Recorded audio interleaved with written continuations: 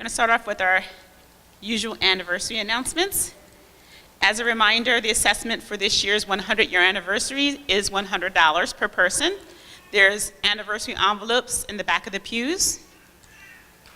As a reminder, we will have our centennial banquet on Saturday, April 27th, and it'll be held at the Crown Plaza in King of Prussia, Pennsylvania. Tickets are $50 for adults and $25 for kids 12 and under.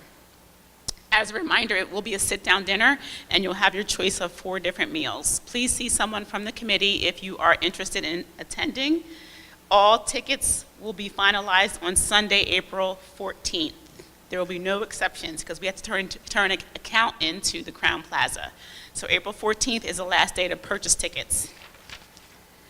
Also, if interested, we are selling ads for the program booklet for the annual day on May 19th, as well as patron lists. So if you're interested in any of those items, please see a member of the committee. Mount Hermon Missionary Baptist Church is blessed with a new pastor, Reverend Lamont Kinnebrew. You are invited to share in a meet and greet with our pastor-elect on Saturday, March 30th. That's this Saturday from 12:30 to 2. Refreshments will be provided, and they are asking you to RSVP today. So if you're interested, please see the flyer downstairs and give them a call.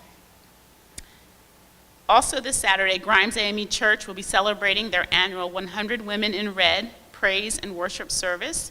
That will be on Saturday at 3:30 here in Phoenixville, where Reverend Sparkman is the pastor. There will be a community leadership luncheon that's going to be sponsored by Bethel AME Church in Pottstown. That also will be held this Saturday, March 30th at 1 o'clock. The keynote speaker is Kenneth Lawrence from the Montgomery County Commission.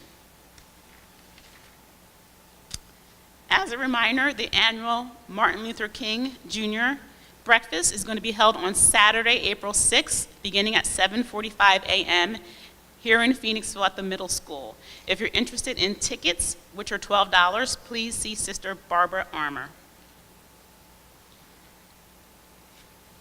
Grimes AME will also be celebrating their annual Unity Day on Sunday, April 28th. That's here in Phoenixville, starting at 10:30. Reverend Sparkman will be preaching, and they will also have a 3:30 p.m. service as well.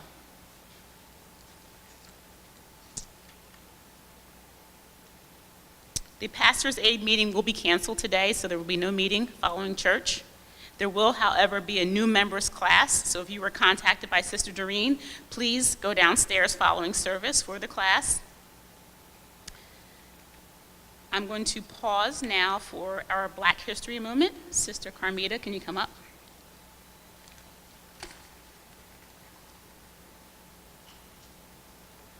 Good morning, church. We bring you the Black History moment from Bethel Baptist Church's education ministry.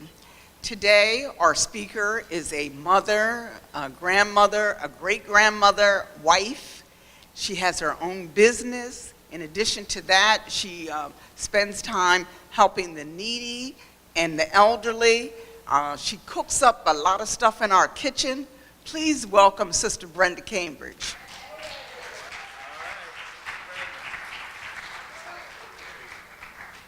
Good morning, church. Our theme for our Black History this month is going to be Watch Night Service.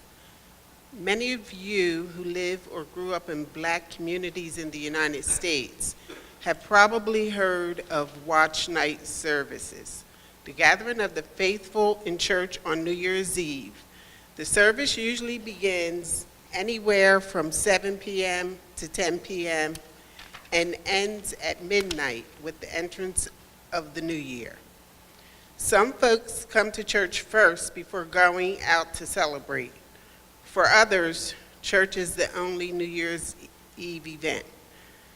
Like many others, I always assumed the watch night was a fairly standard Christian religious service, made a bit more Afrocentric because that's what happens when elements of Christianity become linked with the Black church. Still, it seemed that predominantly white churches did not include watch night services on their calendars, but focused instead on Christmas Eve programs.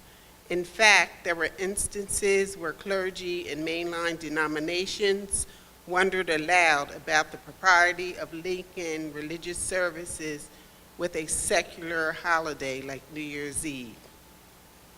However, there is a reason for the importance of New Year's Eve services in the African American congregations. The watch night services in Black communities that we celebrate today can be traced back to gatherings on December 31st, 1862, also known as Freedom's Eve.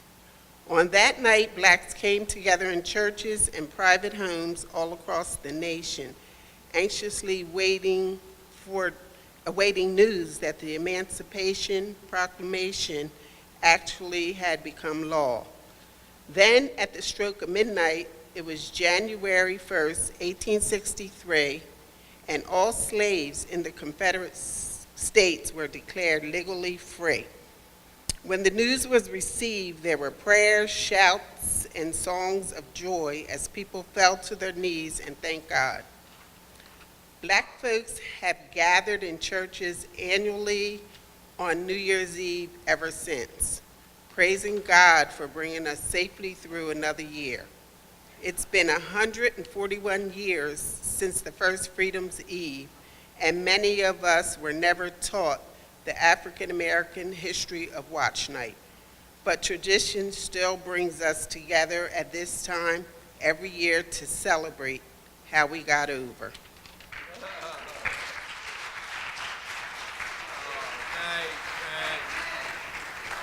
Nice. I just want to give a special thanks to Sister Cambridge, because the person scheduled today didn't show up, and I asked her on the way in, and she volunteered. Thank you.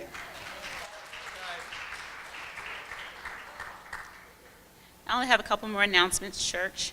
On the 30th, which is Saturday at 6 p.m., Westchester University will be sponsoring a spring gospel concert featuring Marvin Sapp.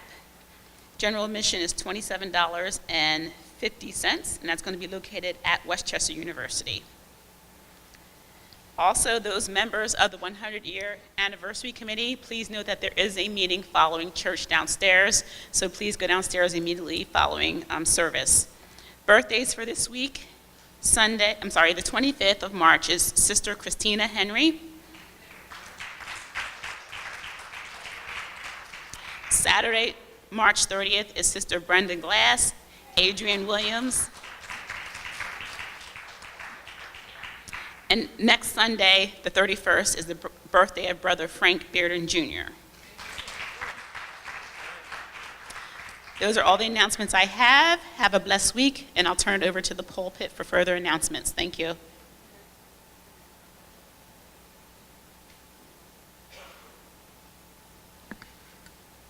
Well, Pastor Coleman's not here today, and you know the associates are trying to hold down the fort in his absence.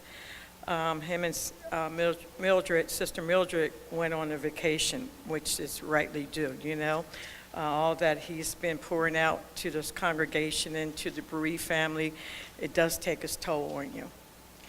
I do have an announcement that I would like the church to be in prayer for. I'm asking a special prayer for Brother Michael Hill. Don't know the particulars, but pray for him. Amen? And also keep the bereaved family in your prayers. Those are my announcements for today.